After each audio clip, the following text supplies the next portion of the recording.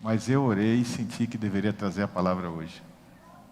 Eu deveria usar a minha experiência, do que eu estou passando, como base para ensinar a igreja que o Senhor me colocou para tomar conta, uma lição espiritual profunda sobre adquirir força na fraqueza. É alegria para todo crente saber que ele não vive para si mesmo, ele vive para Deus. Ele não depende das suas próprias forças, ele depende do Senhor.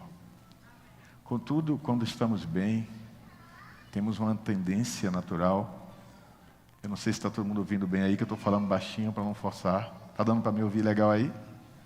Aumenta o som, Júnior, porque o pessoal quer ouvir. Obrigado. Então, a tendência natural das pessoas quererem mostrar que elas são potenciais. Potência tem a ver com poder. As pessoas querem mostrar que têm poder. Minha mãe veio para a igreja outro dia, ela está com sarcopenia, fraqueza nos músculos, dificuldade para andar, ela tem 95 anos, já era esperado. Mas ela veio para a igreja outro dia e na hora de sair, ela empurrou o andador e ela queria andar com as próprias pernas. E ela faz isso direto lá em casa, como eu vou fazer quando tiver mais idade, como todo idoso já fez e todo idoso vai fazer, porque isso é da natureza humana. Aí nós, que achamos que somos mais jovens, eu tenho 59 ainda, a gente se irrita, se chateia com o idoso, porque acha que ele é teimoso, e é.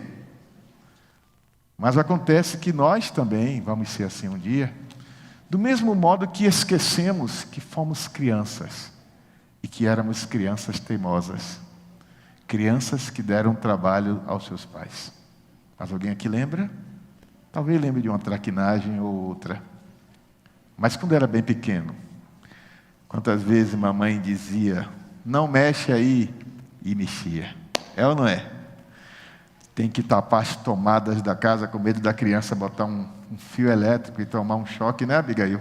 Eu conheço um menino que mora na casa que eu morava, não vou dizer o nome dele, que botou um arame uma vez. Também botou super bonder na cadeira e sentou em cima. Esse menino, que eu não vou dizer o nome, aprontou muito. E hoje ele é pai.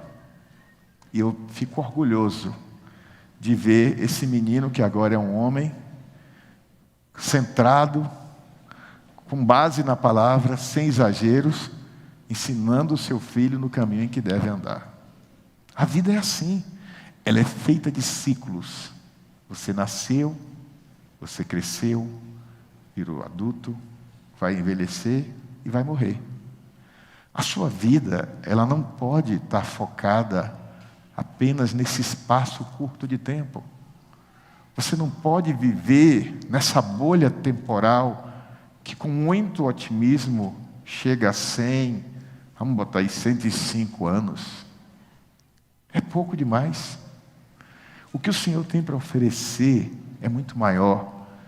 Ele quer te oferecer a vida eterna. Ele quer te oferecer um lar, uma morada que vai durar para sempre. E o que é que isso tem a ver com o que eu estou querendo falar hoje? É que esse sentimento de autossuficiência produz em nós uma dissociação, que é uma separação da dependência de Deus. E por incrível que pareça, quanto mais somos autossuficientes, quanto mais somos auto-empoderados, e empoderamento é uma palavra que está na moda, menos achamos que precisamos de intervenção divina. E se isso não se dá no nível consciente, da gente abrir a boca e dizer, eu não preciso de Deus, ela se dá num nível inconsciente de autossuficiência, que se revela no discurso, na fala, nas atitudes.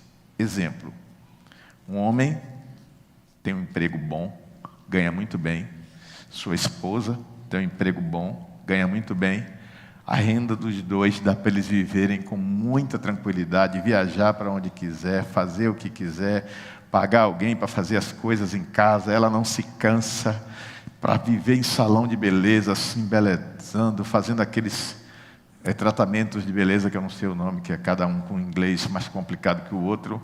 E aí ela fica com a pele linda, ela ajeita os cabelos. Não tem nada de errado nisso, nem é pecado. Mas se não vigiar, vai viver uma vida frívola, uma vida de superficialidades, uma vida de aparência, uma vida para ser apreciada. E aí entra num processo em que ter, presta atenção, igreja, ter já não é suficiente.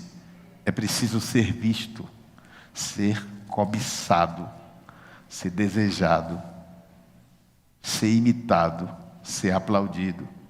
E aí vivemos na época da chamada era digital, em que nunca as pessoas tiveram tanto prazer em se mostrar para serem vistas. Aí surgiram os filtros que faz pessoas como Sérgio ficarem mais bonitas ainda. A pessoa que eu ia dizer que era feio, né? E aí você põe os filtros e você fica mais bonito. Esses dias eu me acabei de rir com um vídeo que mandaram para mim de uma senhora tirando onda com ela mesma. Ela tem o rosto dela todo furadinho. Acho que ela teve alguma doença de pele, não sei. E aí ela bota o filtro e o rosto dela fica perfeito. Aí um dia ela botou o vídeo e esqueceu de botar o filtro. Aí o povo, essa não é você. Ela, misericórdia, esqueci o filtro. Depois eu descobri que ela fez de propósito, para bombar na internet. Ela fez para bombar, para aquilo ser visto. E bombou, né? Viralizou. E ela tirou onda com ela mesma. Essa sou eu de verdade. O que vocês veem é só uma aparência. E no mundo espiritual está acontecendo exatamente isso. As pessoas estão querendo mostrar que elas são fortes, que elas não fraquejam. Eu conversei com um pastor essa semana, que está passando por uma crise. Ele tem problemas sérios de natureza emocional. Ele passou problemas no casamento, ele passou problemas na igreja, ele tem conflitos familiares de lá atrás, quando ele era criança, não resolvidos. E parece que de repente tudo como um vulcão que entra em erupção veio à tona. E a vontade desse pastor é desistir do ministério. Até da família ele cogitou desistir. E eu conversei com esse pastor e eu entendi a dor dele. Por que um homem chega a esse ponto? Ou uma mulher? É porque a gente vai construindo, desculpe-me usar essa expressão, castelos de areia em nosso entorno. E castelo de areia, gente, com a menor chuva ele se desfaz. Quando a onda vem, ele se desfaz. E Jesus Cristo contou a história de um homem que construiu uma casa na rocha e outro que construiu na areia. E eu gosto de imaginar que eram casas iguais. Então a aparência da casa era a mesma. Porém a Bíblia diz que veio uma tempestade muito forte e a casa da areia desmoronou e a da rocha permaneceu, porque o que mantinha a casa de pé era o alicerce, era a base de sustentação. E se a sua base de sustentação é a sua própria força, é a sua autossuficiência, seja ela intelectual, moral, social, financeira, familiar, etc. Se é na sua base que você está sustentado, então eu lamento te informar que você está em perigo. Porque até a saúde, eu estou doentado, mas vou ficar bom, em nome de Jesus. Tomei muita poeira nessas mudanças, alguns sabem, né, que eu mudei de casa, estou morando na casa de Felipe na minha, e aí pintura, pedreiro e poeira, e agravou. E eu tive um probleminha também na coluna, pegando uns pesos aí, deu um problema na coluna, mas eu vou ficar bom, em nome de Jesus. E aí eu fiquei frágil, mas nessa fragilidade, eu tenho que ajudar a Nilza a cuidar de minha mãe. E aí, teve um dia que eu levantei para ir ajudar a mãe a ir ao banheiro, e na hora que eu me levantei, eu senti um estalo, parecendo que a coluna tinha quebrado. Quem já teve dor de coluna sabe como é essas coisas. E eu saí assim, ó, todo entrevado, mas fui. E fui pedindo a Deus para me dar força. Porque naquele momento eu estava fisicamente com dor, muita dor. Eu estava debilitado. Mas eu fui ajudar minha mãe porque ela precisava mais do que eu. E eu gosto de imaginar que no mundo espiritual acontece a mesma coisa. Às vezes nós estamos quebrados. Nós estamos desmantelados. E não sabemos por quê. Como foi que eu fiquei assim de repente? Vocês acham que Elias, quando recebe a notícia que Jezabel vai mandar matá-lo, e foge para o deserto e pede a morte. Vocês acham que foi naquele dia que isso foi construído? Não foi, não. Elias vinha acumulando pressão sobre pressão. Elias ficou 3 anos e meio morando dentro de um buraco, sendo alimentado por corvos, o rei Acabe procurando ele para matá-lo. Vocês já pararam para pensar um homem ficar 3 anos e meio em obediência a Deus, porque profetizou a seca por causa da idolatria, e ele pagou o preço de ter a sua vida ameaçada por ser fiel a Deus? E quantas vezes você, por ser fiel a Deus, é achincalhado, é humilhado, maltratado, desprezado? Você paga um preço caro por ser correto. E Deus está dizendo à sua igreja, Ele disse a mim, e Ele está me usando para dizer à sua igreja, que uma das maiores bênçãos na vida da gente é estar fraco. Eu estou indo na contramão do que a maioria de muitas igrejas estão pregando, nesse exato momento. Você é forte, você pode, você faz, você acontece. Eu estou dizendo que você ser fraco e admitir isso a Deus é a sua força. E é sobre isso que eu quero falar. Eu quero hoje trocar ideias com vocês sobre isso. Tem um pedido de oração aqui no final do culto, eu farei isso. Vamos abrir a palavra do Senhor em 2 Coríntios 12, versículo 10. Considere tudo que eu falei até agora como introdução para essa palavra. 2 Coríntios 12, 10. Quero agradecer a você que está sintonizado em casa, assistindo essa transmissão. Quero agradecer a presença aqui de Kátia Leal, que foi nossa ovelha durante muitos anos e está aqui nos visitando. Kátia, fique de pé. Cadê você? Está com seu filho, Kátia Leal, está ali. Muito obrigado, Kátia. Deus abençoe. Tem mais alguém nos visitando? Fique de pé, por favor, para que a gente possa conhecer. Nem te vi. Desculpa. Bem-vinda. 2 Coríntios 12, versículo 10. Eu peço desculpas que algumas vezes eu vou tossir, mas eu tinha que eu mesmo trazer essa palavra e eu sei que Deus vai abençoar muita gente aqui hoje. Por isso sinto prazer nas fraquezas. Diga, prazer nas fraquezas. Nas injúrias, diga, nas injúrias. Nas necessidades, diga, nas necessidades. Nas perseguições, diga, nas perseguições.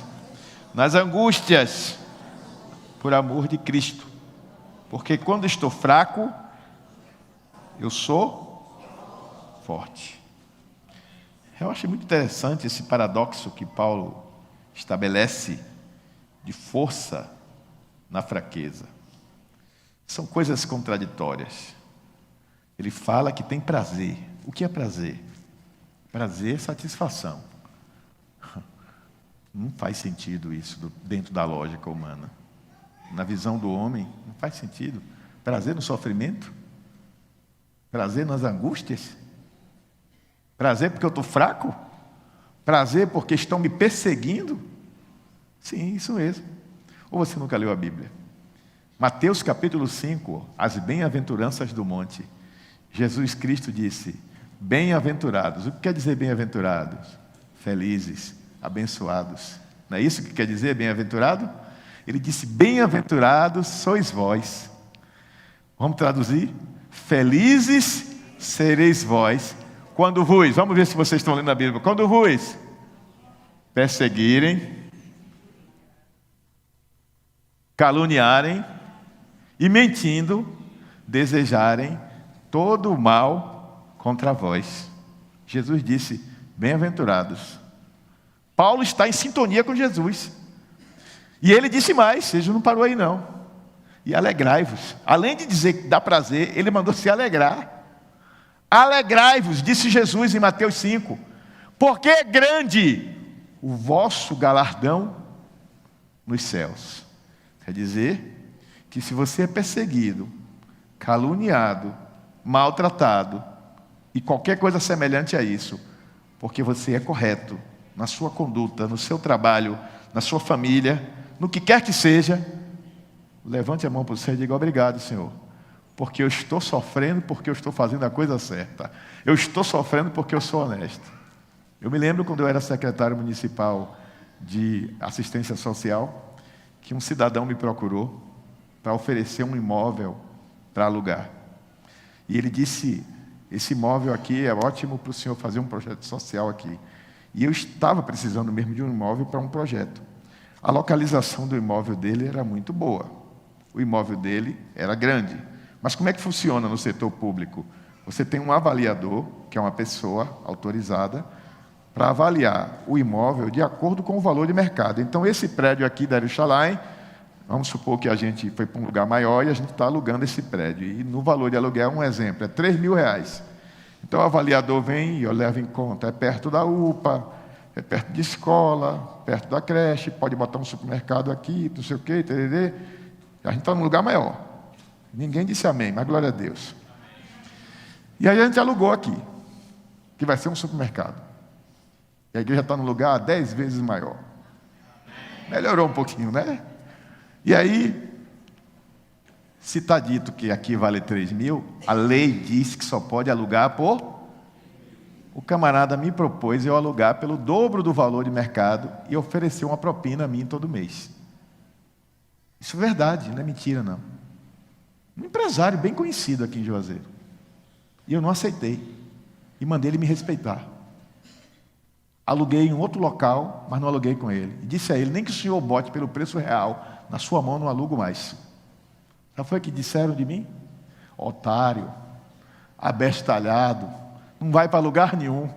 Esse aí não leva gente para a política não, não entendeu como é o jogo. Eu digo: bom, se é o jogo ser corrupto, então eu vou continuar sendo besta. Decida ser besta, se ser besta implicar ser fiel a Deus. Decida ser besta, se ser besta implicar não se envolver naquilo que é contrário à palavra de Deus. Aos olhos de muitos você vai ser um fraco, um bocó, um otário, um bestão. Mas e daí? Eu olho para Igão, por exemplo. Fica em pé, Igão. Olha o porte desse homem, um homem bonito, rapaz. Se eu voltasse em outra vida, se existisse, eu queria nascer igual a Igor. O cara é bonito, rapaz. Olha assim, olha a força do homem ali. O negão, quando chega, implica. Um dia desse, ele estava no lugar, eu vi em um lugar. Ele não sabe disso. Ana Paula está aqui? Não. Vai assistir depois, não vai gostar. Senta aí. Ele estava em um lugar, e eu vi uma mulher fazendo assim, ó. E Igor lá comprando alguma coisa, e a mulher olhou para o tipão do homem assim. Aí ele não lembra. Irmão Igor, tudo bem? Cadê sua esposa, Ana Paula? Está aqui não? Que eu não presto mesmo, né? Aí a mulher, calou a boca e foi embora. Mas por que ela chamou a atenção? Porque o cara é bonito, o cara tem presença. O cara é um negão bonitão aí, ó. Só perde para o pastor dele. Mas a pastora Nilza enxergou isso também, pela fé. Pela fé, a pastora Nilza enxergou isso, né? Ela enxergou isso lá atrás, pela fé, que o pastor ia ficar esse bonitão, né? Então, Igor está nesse lugar. Vamos supor que Igor percebeu esse olhar sensual dessa mulher. O que é normal no mundo de hoje, infelizmente. E Igor fica.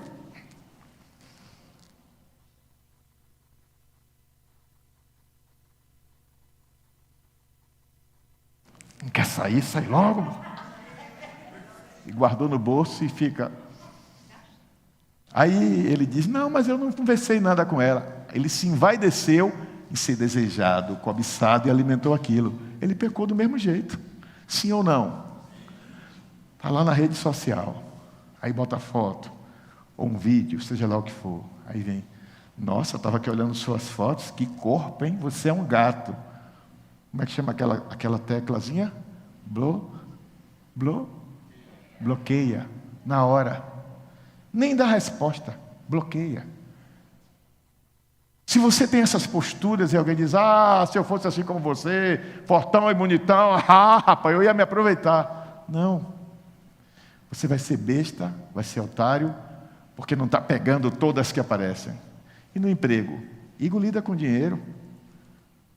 Se Igor fosse desonesto, estava feito na vida. Eu já lidei com dinheiro. O orçamento lá da secretaria era de 23 milhões. Nunca roubei um centavo. Mesmo assim, disseram que eu roubei. Mas a minha consciência dizia que eu não roubei. Eu sabia que eu não roubei. Então, o ponto fundamental aqui não é o que dizem de você. O ponto fundamental aqui é se o que dizem de você é verdade. A capitã ontem mandou uma mensagem e disse: olhe por mim, estou na ronda, e a cidade está violenta. Orei, Deus abençoou, deu tudo certo, ela está aqui no culto.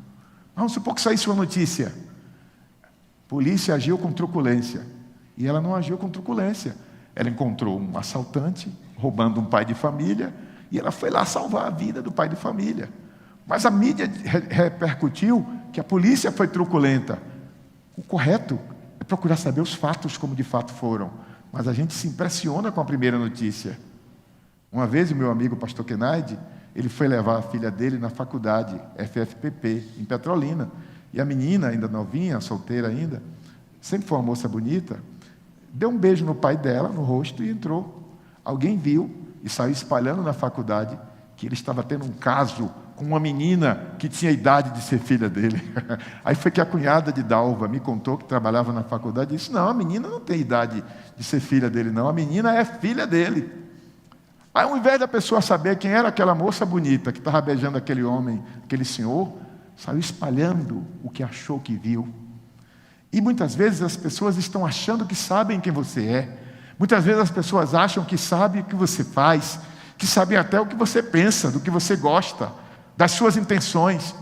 Se o teu coração não te condena, maior é Deus. Não se deixe abalar pelo que as pessoas estão dizendo. Sua vida e sua conduta não podem ser moldadas pelo padrão deste mundo. O apóstolo Paulo, escrevendo aos crentes romanos, a cidade de Roma era a cidade mais depravada da antiguidade. Depravação sexual, depravação moral, depravação política, tudo que você pensar de ruim havia no Império Romano. O apóstolo Paulo, escrevendo aos crentes de Roma, ele disse: rogo-vos, pois, irmãos, pela compaixão de Deus, que apresentei os vossos corpos em sacrifício vivo, santo e agradável a Deus, que é o vosso culto racional.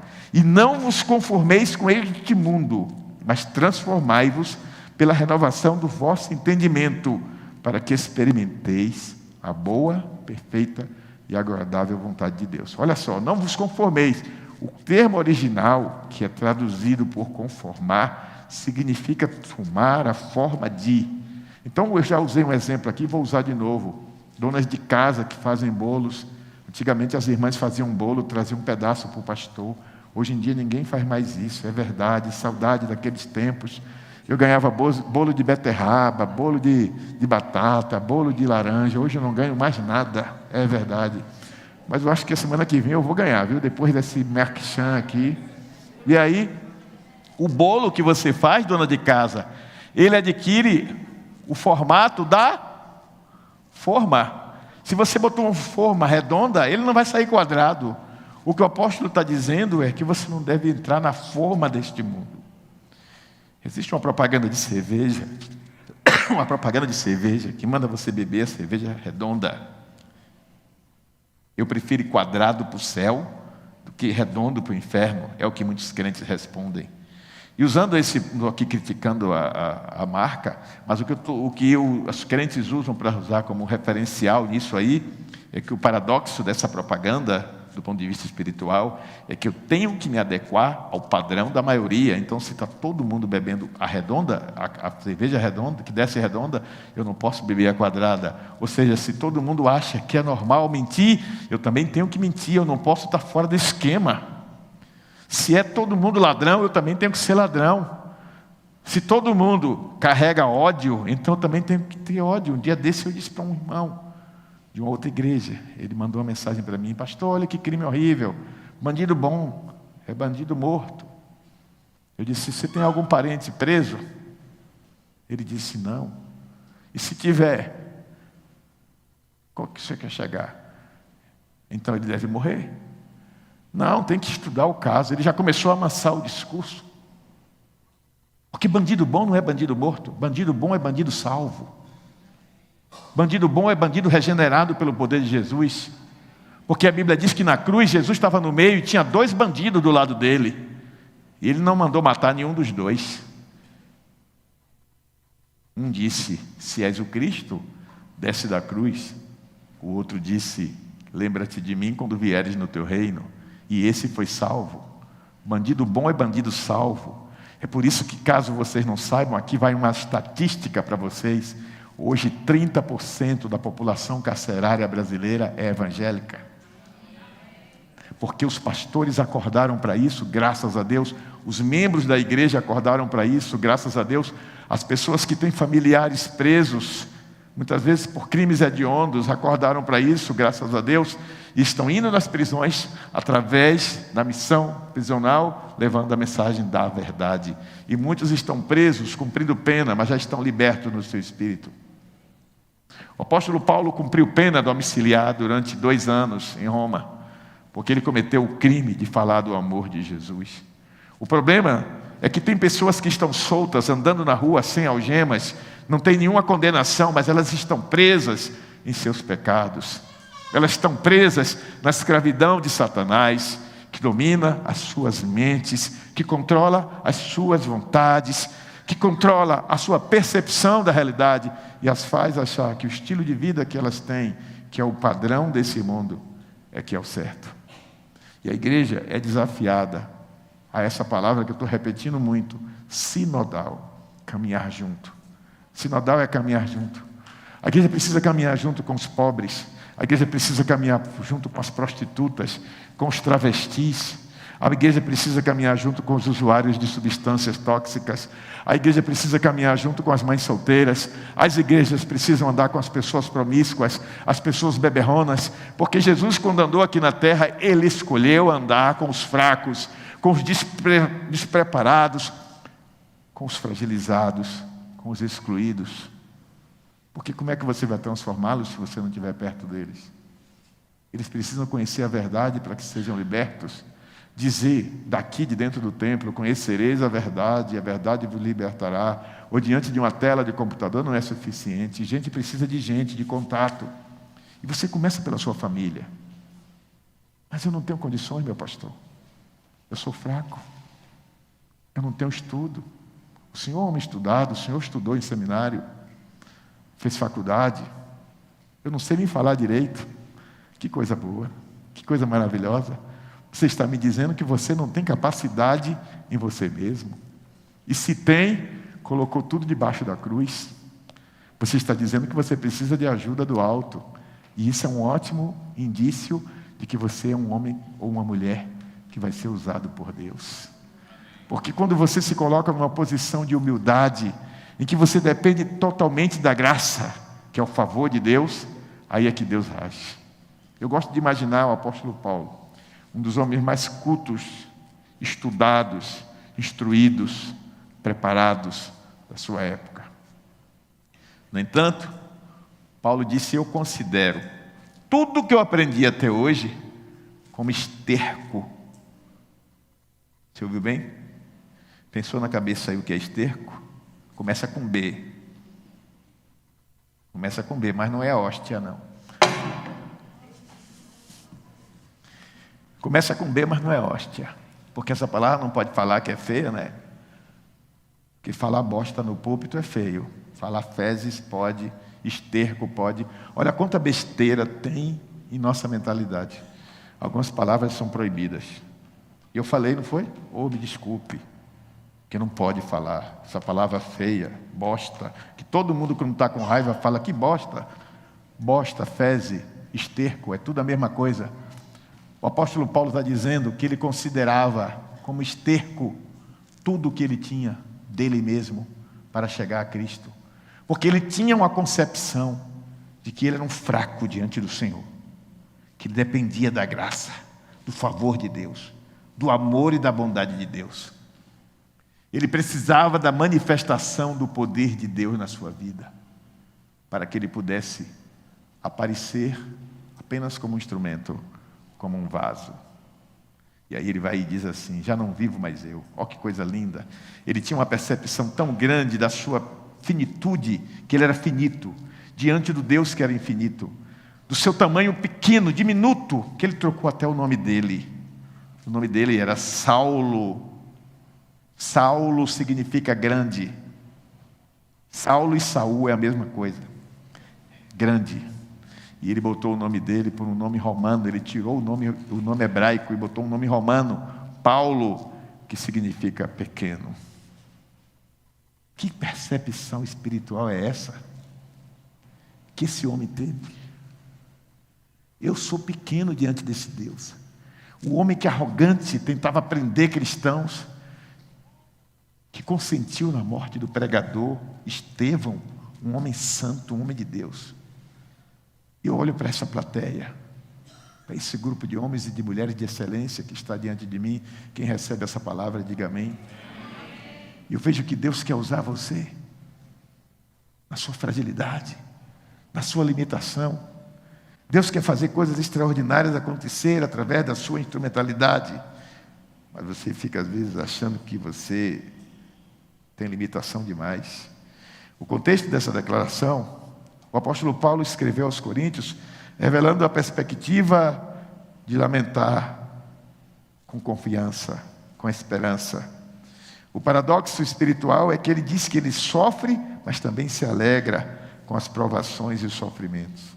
Paulo via na dependência da graça divina, no abraço às suas limitações, uma compreensão espiritual de que a verdadeira capacidade vem do Senhor na vida dos que perseveram.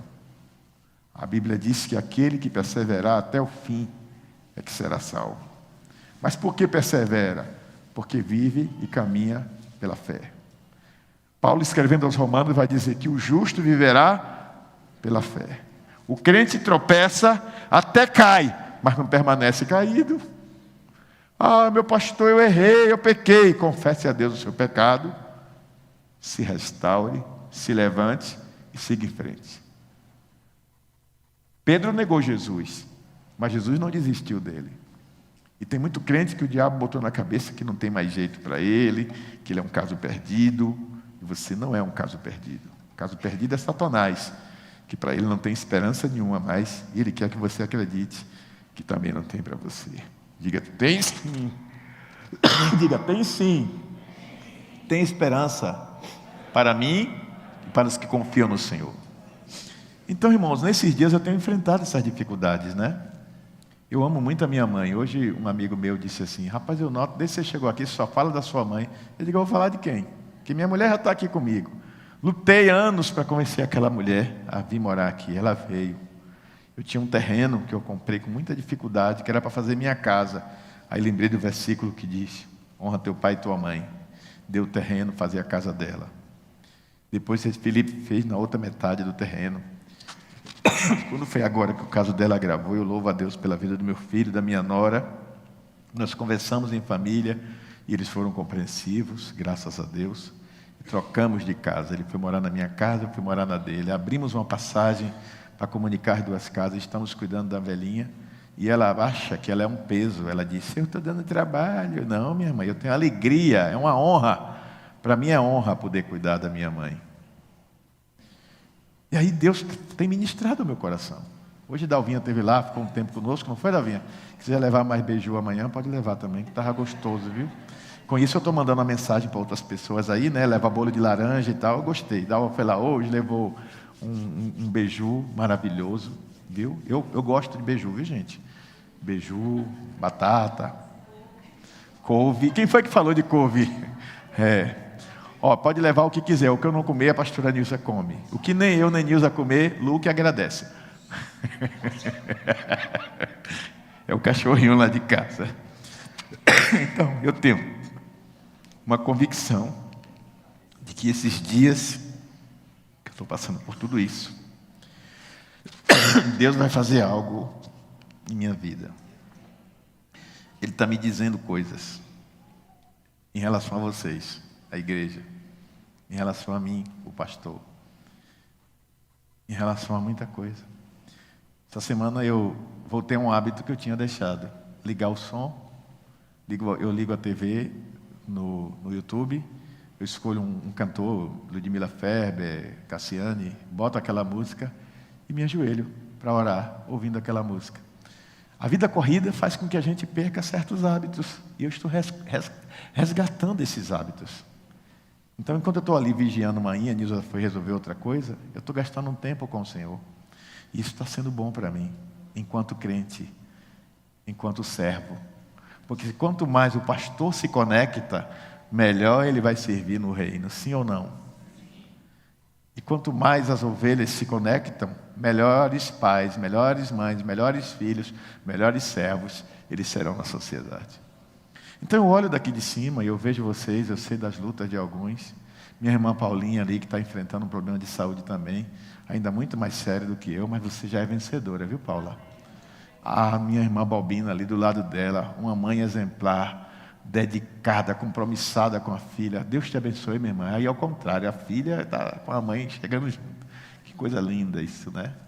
Eu vejo irmãos aqui, né, que passam por lutas familiares na área financeira, passam por lutas familiares com membros da família que usam substâncias. Aqui tem uma pessoa da igreja, eu não vou dizer quem é, que tem uma pessoa da sua família que usa drogas e causa problemas sérios dentro de casa, e essa família sofre muito, e a igreja não sabe disso.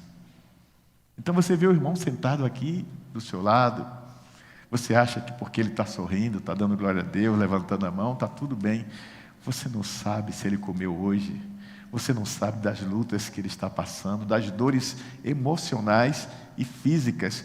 Você não sabe se ele tem um filho ou uma filha que está à beira de um divórcio, ou se ele tem um filho ou uma filha com ideação suicida, se ele tem alguém que está usando drogas, se ele tem um filho que deu um rumo sexual diferente na sua vida, se ele tem uma filha que fez isso, se ele tem um filho ou uma filha que está envolvido com roubo, com tráfico. Você não sabe de nada, porque você não conhece a vida do outro. Aí você julga pela aparência. Aquele irmão tinha tudo para ser fraco, mas na fraqueza ele encontrou força. Porque aquele irmão que está passando por lutas, ele encontrou naquilo um motivo para ser forte. Diga comigo assim: diga ao fraco, eu sou forte, porque eu posso todas as coisas naquele que me fortalece. Então eu quero deixar 3 pontos para a reflexão de vocês. O primeiro deles está baseado no texto que foi lido, 2 Coríntios 12, 9, mas também no que eu acabei de falar, que é Joel 3:10. E ele diz o seguinte, primeiro tópico: Deus aperfeiçoa seu poder em nossa fraqueza. Eu ontem estava assistindo uns louvores em forma de videoclipe. E tem um videoclipe lindo que eu recomendo vocês procurarem, eu esqueci o nome, que é a história de Naamã. Naamã chega em casa, já viram esse videoclipe?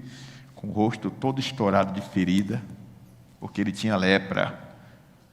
A mulher dele de longe, porque ninguém encostava em leproso. E aí, quando ele está lá triste, chateado, nervoso, porque ele não pode pegar nos filhos, ele não pode abraçar a esposa que ele amava, a menininha que ele levou como escrava para limpar o chão da casa dele, para fazer os trabalhos mais humildes, que tinha todos os motivos para ser revoltada e rancorosa, porque era escrava. Olha, uma lição, igreja: não retribuiu o mal com o mal. Ela vira e diz assim: se o meu Senhor for lá em Israel, minha terra, qualquer um dos nossos profetas pode curá-lo. No desespero ele corre ao rei, o rei dá ordens para o rei de Israel dar um jeito de curar o general dele, que ele era um general famoso. E o rei manda buscar o profeta Eliseu. E Eliseu mora numa choupana, numa casinha simples, não é um palácio, que era assim a casa dos profetas.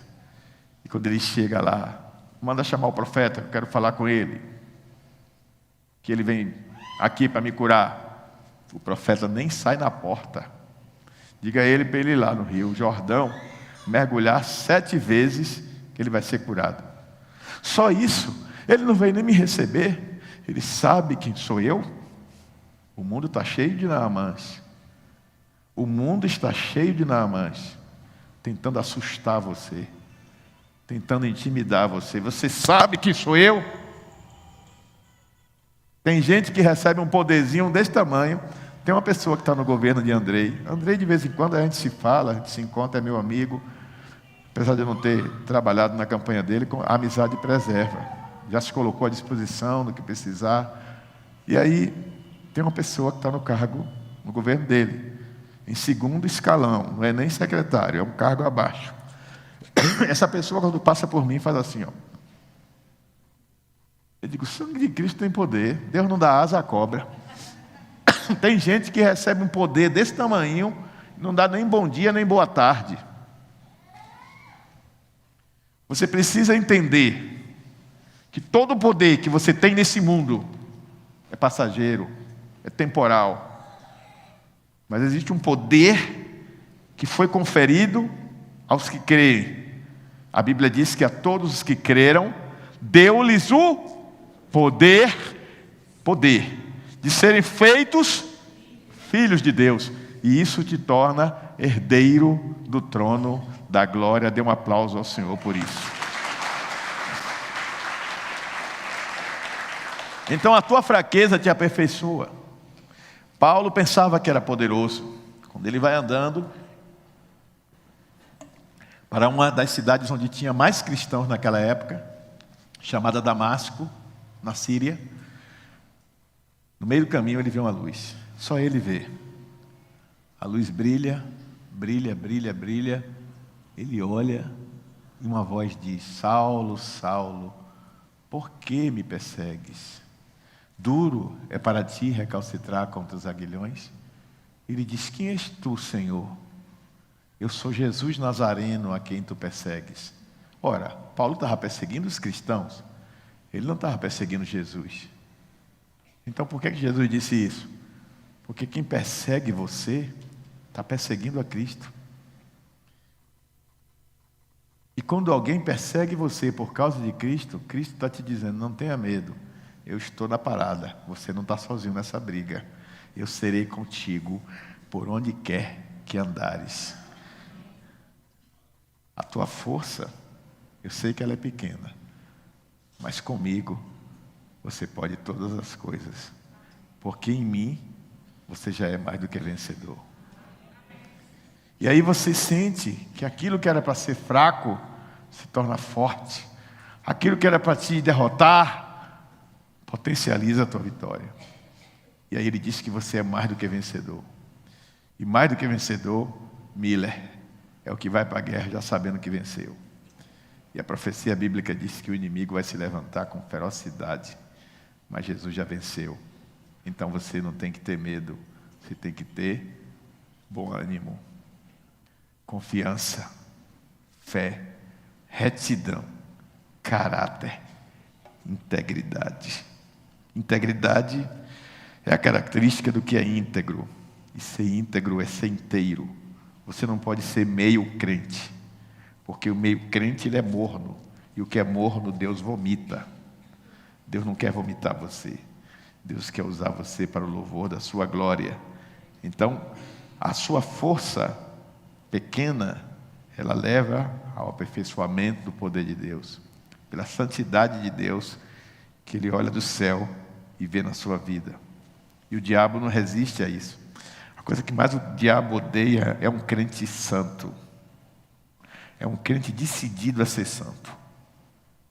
É um crente que sabe das suas fraquezas. A minha fraqueza na área sexual, a minha fraqueza na área moral, a minha fraqueza na língua, a minha fraqueza na cobiça dos olhos, a minha fraqueza é o álcool, a minha fraqueza é isso, a minha fraqueza é dinheiro, a minha fraqueza é aquilo. Cada um descobre a sua fraqueza e chega para Deus e diz: Deus, minha fraqueza é aqui, ajuda-me nisso.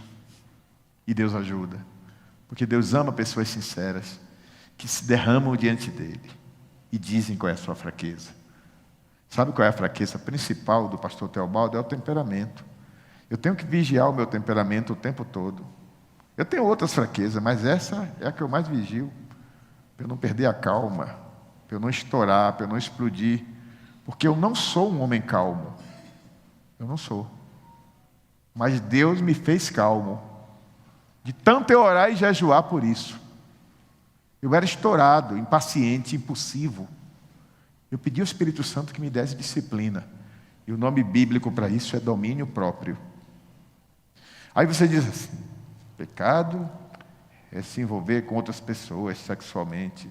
Pecado é roubar, é matar. Não só isso, também isso.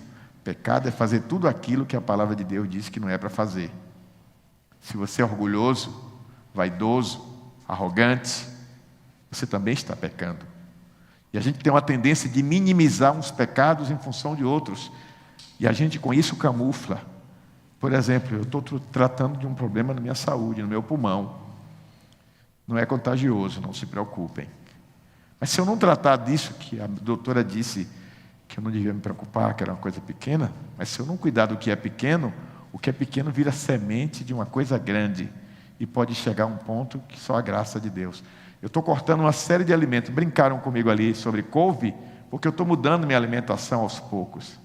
E quando eu estiver melhor da coluna, eu vou seguir o conselho do meu irmão Carlos Wagner. Vou para a academia, vou entrar, fazer uma selfie. Mas dessa vez eu vou me matricular. Já é um avanço, gente, eu vou me matricular. Antes eu só ia fazer a selfie. Vou entrar na academia e vou me matricular. 1 hora eu frequento, né? Eu estou chegando, estou evoluindo. Mas eu preciso fazer exercício. A doutora disse, o senhor precisa fazer caminhada. Ou então vai para a academia. Porque eu estou com esteatose. Toda pessoa que tem um abdômen um pouco alto, vigie, porque você tem gordura no fígado. E a médio e longo prazo isso é perigoso para virar uma outra doença mais grave. Demora às vezes anos, mas isso depende de cada um. Então eu estou me cuidando. Aos 59. Já era para estar me cuidando há uns 20 anos atrás. Mas o bom é que eu estou me cuidando, né, Miller? Está dando risada aí? Então, quando você olha para o que tem em sua volta, eu olho para Bento, que eu sou louco pelo meu neto, morro de amores pelo meu neto, sinal, hoje não vi, né? Estou com saudade dele. Aí, eu olho para o meu netinho, crescendo, ficando esperto, a alegria da casa, como diz Mainha, e brinca comigo, vovô, brinque comigo, e conta história, o menino conversa. Eu ia contar uma coisa aqui, ó, o bicho estourou ali para eu não falar. Eu ia dizer que eu não sei a quem Bento puxou, que o bicho conversa, viu? Conversa, meu Deus do céu. Meu neto conversa demais. Eu não sei de onde veio o DNA que veio para aquele menino conversar tanto. Já investiguei na família toda e não descobri. Conversa. Mas o menino conversa coisas interessantes, rapaz, para a idade dele. Esse dia eu estava lá na cozinha, fazendo alguma coisa, ele chegou e disse, vovô, você sabe o que é um buraco negro? Negócio da física, da ciência. Ele vê as coisas no YouTube e ele vai atrás de mim para me dar aula. E tem uma mania de na verdade, ele tem um tal de na verdade, parecendo um professor dando aula. Eu fico encantado com aquilo. Eu quero ver meu neto crescer. Eu quero ver meu neto entrando na igreja, se casando, tendo filhos, me dando bisneto. Ele pergunta direto, vovô, quando eu tiver bisneto, o senhor vai estar igual a Bisa, né? Porque ele vê a Bisa na idade que está. Mas o senhor vai estar na cadeira de roda também. Ele diz, com a fé em Jesus, não. Eu quero ver meu neto crescer, então tenho que me cuidar. Mas do mesmo modo que eu tenho esse sonho humano, terreno, eu quero crescer também na graça e no conhecimento, porque o meu destino é a glória. O meu destino é a eternidade com Deus. É com Ele que eu vou estar. Eu tenho que me preparar de agora, gente. Em santidade, em renúncia, em compromisso com a palavra. E basicamente, 3 coisas são fundamentais para isso. Primeiro, autoexame espiritual. Sonda, meu Deus, e vê se há em mim algum caminho mau. Identificou? Remover tudo que foi revelado que não é de Deus. Inveja não é de Deus. Ciúme não é de Deus.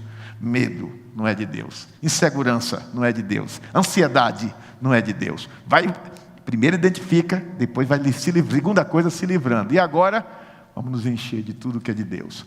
Bondade, amor, misericórdia, compaixão, perdão, fé, longanimidade, e por aí vai. Tudo que vem de Deus vai entrar em mim. Primeiro, identifiquei o que está em mim que não é de Deus. Segundo, me livrei do que está em mim que não é de Deus. E terceiro, vou me encher do que é de Deus. O apóstolo Paulo, escrevendo aos Filipenses, ele diz, quanto aos mais, irmãos meus, tudo que é bom, tudo que é digno, se há algum louvor, se há alguma virtude, nisso pensai. A minha mente tem que estar focada nas coisas do alto, pensar nas coisas que são do alto, buscar as coisas que são do alto. Aí quando eu estou preocupado porque Trump tarifou o Brasil, deixa os políticos que estão resolvendo isso. Minha preocupação não vai acrescentar um côvado a isso. Eu oro pela minha nação, para que Deus tenha misericórdia da minha nação e faça o melhor. O que é melhor para a minha nação? É o Lula? É o Bolsonaro? É o Tarcísio? É fulano? É Beltrano? Não sei, mas meu Deus sabe. Então eu oro para que Deus faça o melhor pela minha nação. Quando chegar uma hora que eu tiver que tomar um posicionamento político, eu tomarei, mas eu não vou ficar sofrendo antecipadamente. Mateus 6,34 diz, não andeis ansiosos. Mateus 6,34 diz, não andeis ansiosos pelo dia de amanhã, basta cada dia o seu próprio mal. E tem gente que está sofrendo se Israel vai entrar em guerra com o Irã de novo, se a Rússia vai bombardear Israel, se vai acontecer isso e aquilo. Para com isso. A ansiedade está matando essa geração. A ansiedade está matando a esperança. A ansiedade está fragilizando você onde você não deve ser frágil.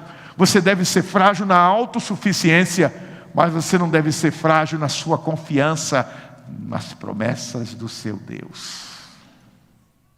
Então diga, a minha fraqueza aperfeiçoa o poder de Deus em mim. Segunda coisa, a fé prevalece quando o corpo desfalece. Hebreus 11:21 diz, pela fé, Jacó, próximo da morte, abençoou cada um dos filhos de José. Desculpem. E encostado à extremidade do seu bordão. Isso quer dizer o quê? Está Abraão, fraquinho, ou Abraão não, Jacó, que chamava agora Israel, fraquinho, para ficar em pé, segurando no bordão dele lá, chamou os filhos de José, abençoou Manassés, abençoou Efraim, com bênção de prosperidade, foram duas das tribos mais prósperas. Pegou o Rúben, filho mais velho, e disse, olha, Deus vai lhe abençoar, mas você não vai ser o chefe, você não vai ser o principal, porque você é instável. Depois vocês leiam a bênção de Jacó, é bem interessante. Você é instável, você é inconstante.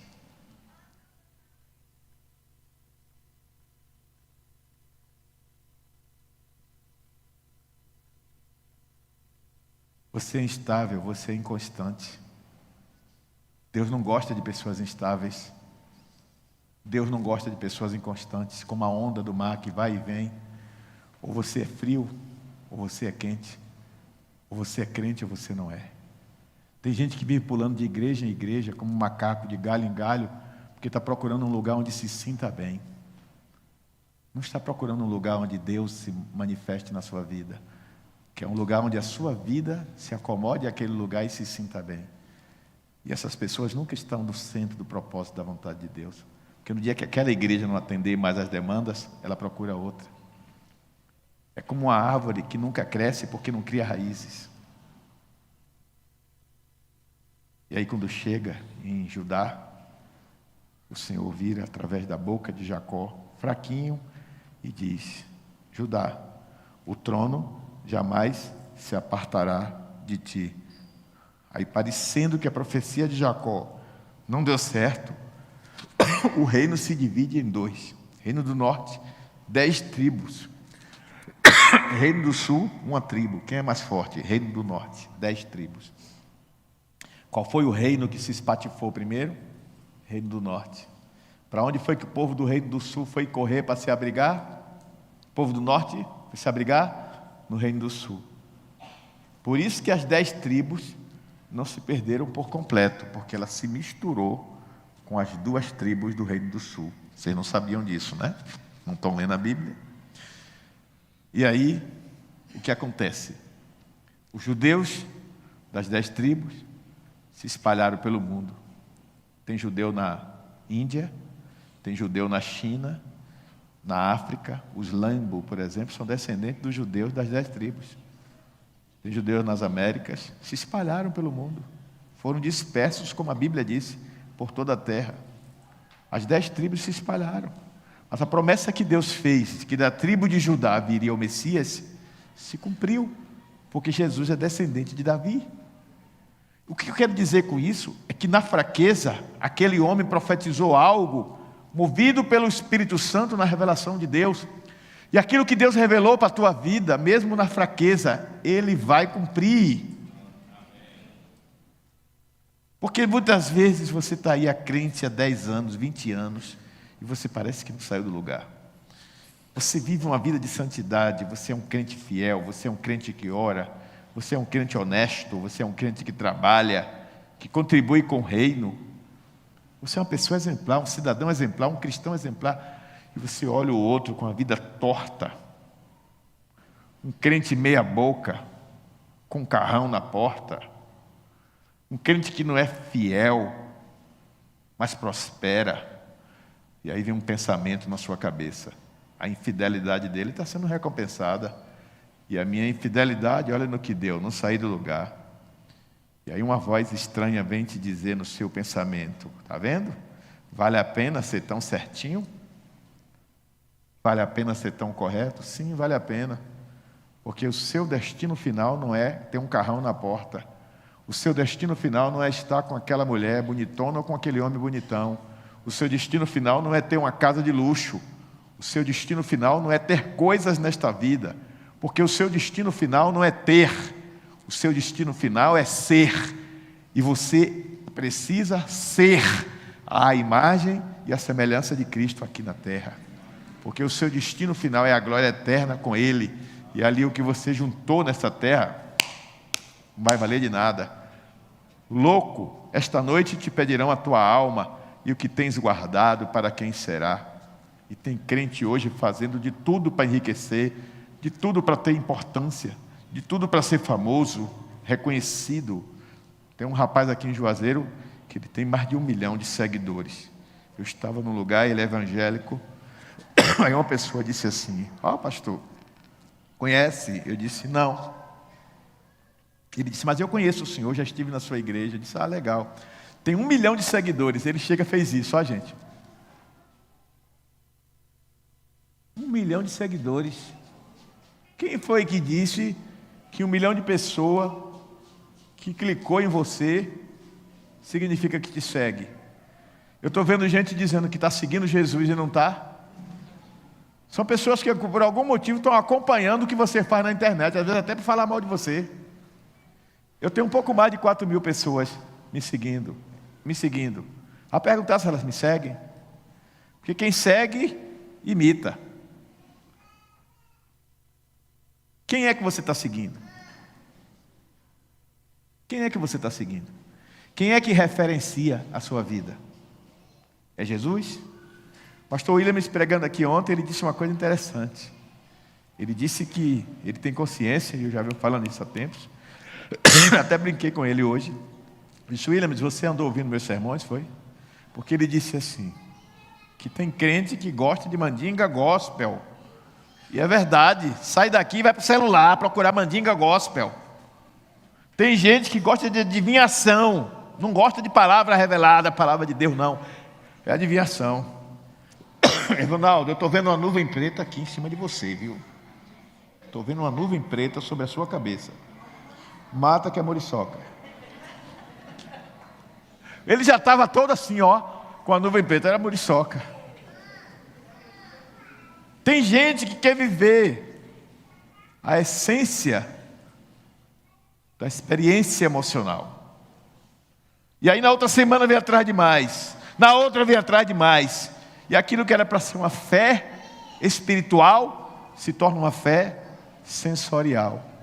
Porque você tem que ter a sensação. Ela é mais importante do que a experiência da revelação da palavra. Porque a palavra revela princípios. E princípios exigem de mim posicionamento. Princípios exigem posicionamento. E muita gente não quer tomar posicionamento, porque sabe que o que está fazendo não é certo. E se tomar posição, não vai prosperar da mesma forma, não vai conquistar da mesma forma, não vai se realizar da mesma forma.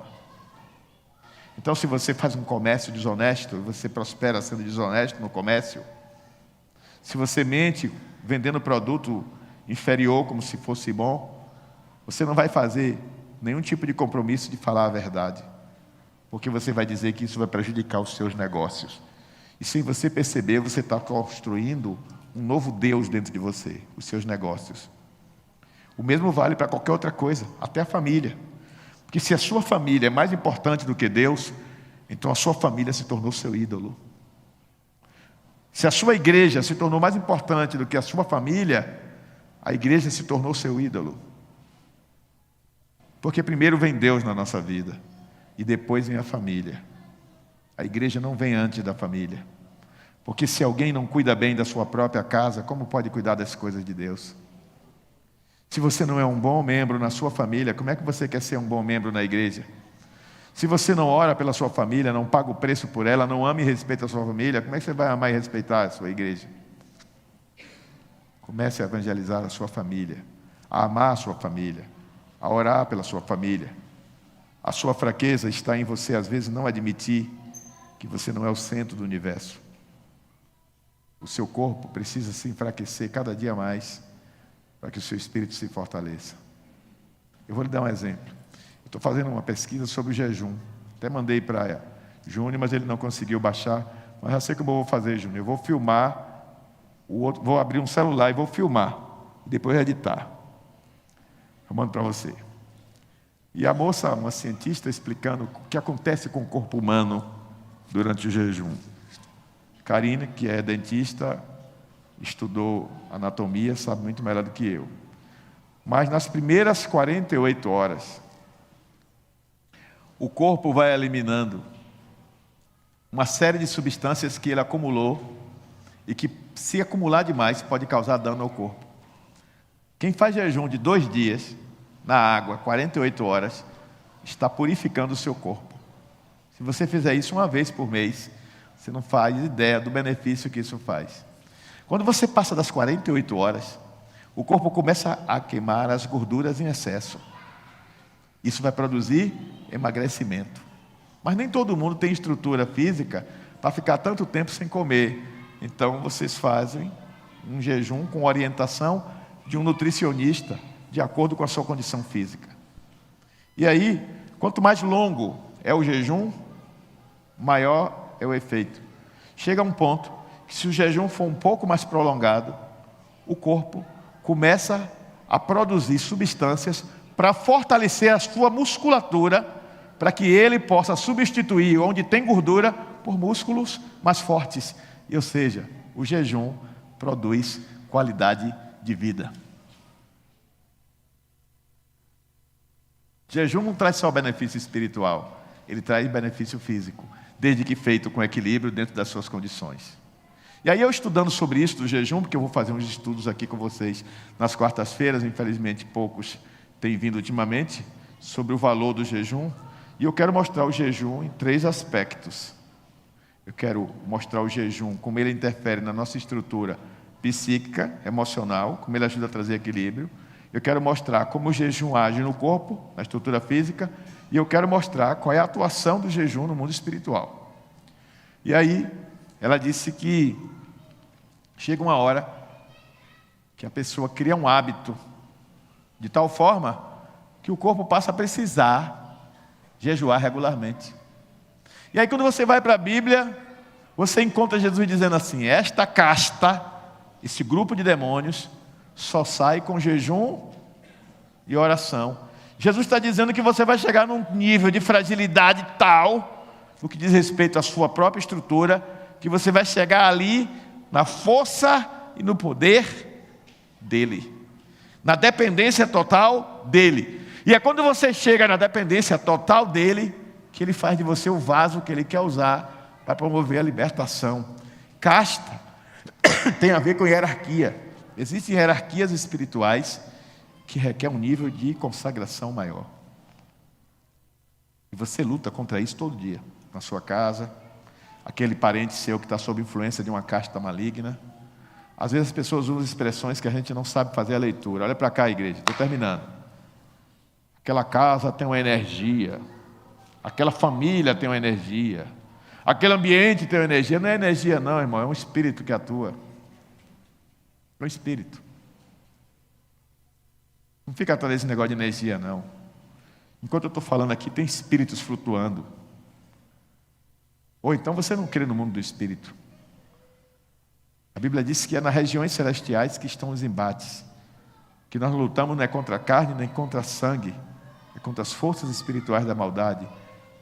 Os dardos inflamados do maligno, de ódio, rancor, ressentimento, falta de perdão, murmuração, etc., são lançados constantemente contra nós.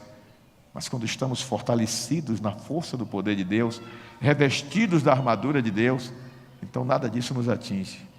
Por isso é que é sagaz, é inteligente o crente que ora o tempo todo. Está lavando o prato, Senhor, tem misericórdia da minha vida. Esse dia minha mulher chegou para mim e disse assim: o que é que tu tanto grita misericórdia, Senhor? Tem misericórdia de mim. Oh, meu Deus, vem. É orando, é o meu jeito. Estou ali lavando o prato, nunca lavei tanto prato na vida. Estou um lavador de prato de primeira. É ou não é, Dalva? Não posso ver um prato sujo. Eu criei agora a pratofobia. Vou passar para os maridos essa unção. Mulheres, vocês querem que eu passe para os seus maridos? É só ver um prato sujo, vou lá e criei um hábito. Agora, me dê 1000 pratos, mas não me dê uma panela. Eu detesto lavar panela, aquele negócio gorduroso, não gosto. Mas lavo. Mas prato, tenho até prazer. Eu conversando com uma irmã uma vez, ela disse: pois, eu canso de pegar prato que está limpo e vou lavar, porque é terapêutico eu lavar prato. Eu digo, aí já é doença, né?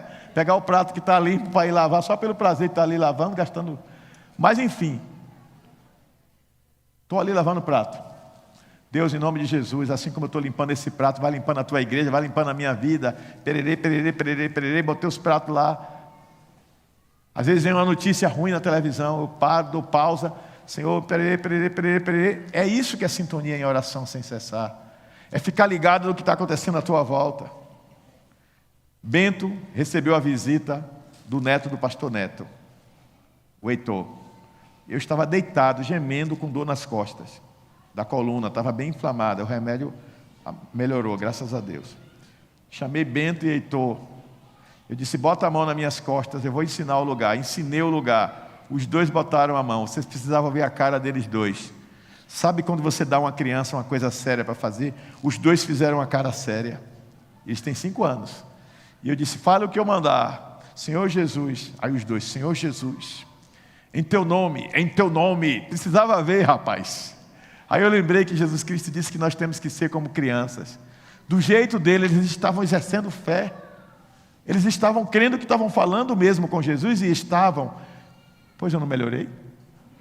Instante depois eu estava de pé. Ah, foi psicológico, porque as crianças oraram, entrou na sua cabeça. Pense o que você quiser. O que eu sei é que eles oraram e eu melhorei. Muitas vezes a gente não está ensinando nossos filhos a orar, mas estamos ensinando nosso filho a mexer com tela. Não é que é pecado, mas pode virar um vício. Estamos ensinando nossos filhos a gastar tempo com coisas que não edificam, que não levam a lugar algum. Estamos ensinando nossos filhos a amar os nossos times de futebol. Se for o Vitória, tudo bem, mas se for outro, não vale a pena. Eu me arrependo de não ter ensinado o Felipe a torcer para o Vitória, porque hoje ele está ensinando o Bento a torcer para o Corinthians. Estamos gastando tempo ensinando nossos filhos a ter posicionamento político, ensinando nossos filhos a pensar como nós pensamos, a ver o mundo como nós vemos, a crer no que nós cremos, gostar do que nós gostamos. Mas estamos gastando tempo, estou perguntando, não estou acusando. Estamos gastando tempo ensinando nossos filhos, e eu até me atrevo aqui a dizer, nossos netos, a pensarem nas coisas que são do céu. Estamos ensinando os nossos filhos e netos a amar a palavra de Deus. Estamos ajoelhando com eles juntos, para que eles aprendam que devemos nos prostrar diante do Senhor. Estamos na hora das refeições, lembrando aos nossos filhos que antes de comer, devemos agradecer ao Senhor. Ou estamos sendo tão autossuficientes que nem isso fazemos mais? Então Jesus, cheio do Espírito, regressou para a Galileia e começou a pregar o ano aceitável do Senhor. Nas suas fraquezas, Jesus encontrou forças. Mas vamos à terceira e última coisa. A fraqueza pode ser o cenário da sua maior vitória. Juízes 16, 28 diz: o Senhor Deus, eu peço que te lembre de mim e que me deis forças. Só esta vez, ó Deus. Sansão, depois de pecar, ele se arrepende e pede perdão a Deus, e ele pede forças e Deus dá. E a Bíblia diz que ele matou mais inimigos no dia da sua morte do que em toda a sua vida. E Filipenses 4,13, o versículo mais famoso sobre força, que diz: posso todas as coisas naquele que me fortalece. Paulo, escrevendo aos crentes de Filipos, ele reconhece a sua fraqueza, mas ele reconhece que dessa fraqueza vem a sua força. Entender que quando eu sou fraco, eu sou forte, é entender que o meu nível de dependência é determinante para a minha vitória. Cassiane tem uma música famosa que diz assim: Deus não rejeita oração, oração. Soltem a voz. Nunca vi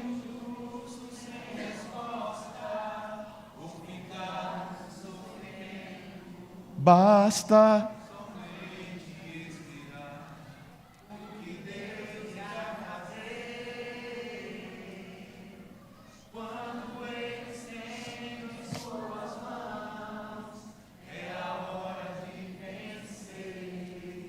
então.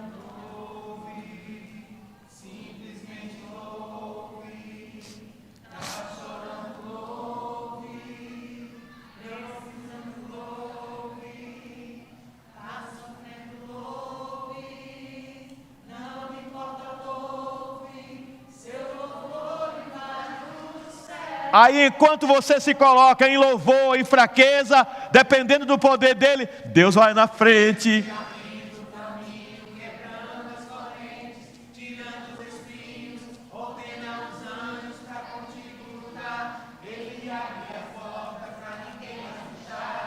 Ele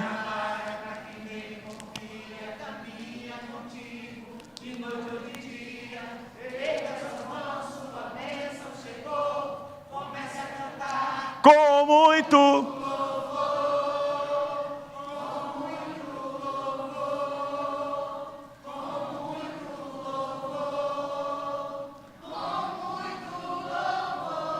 amém. Ele está dizendo que você já é vencedor, porque pela fé você já tomou posse. Escrevendo aos judeus que estavam prestes a ir para o cativeiro, Jeremias disse: o Senhor vai à frente de vós, Ele pelejará as vossas batalhas em vosso lugar, e Ele prevalecerá. E Ele diz: tão somente permanecei em fidelidade ao Senhor. Quando o crente anda em fidelidade a Deus e retidão, ele pode ser fraco diante das lutas e dos desafios, mas o Deus que você serve é o Deus que abre o mar, é o Deus que faz a tempestade acalmar, é o Deus que multiplica os pães, é o Deus que manda os codornizes e o maná, é o Deus que te supre nas suas necessidades. E Ele está dizendo: diga ao fraco, porque eu posso. Conclusão.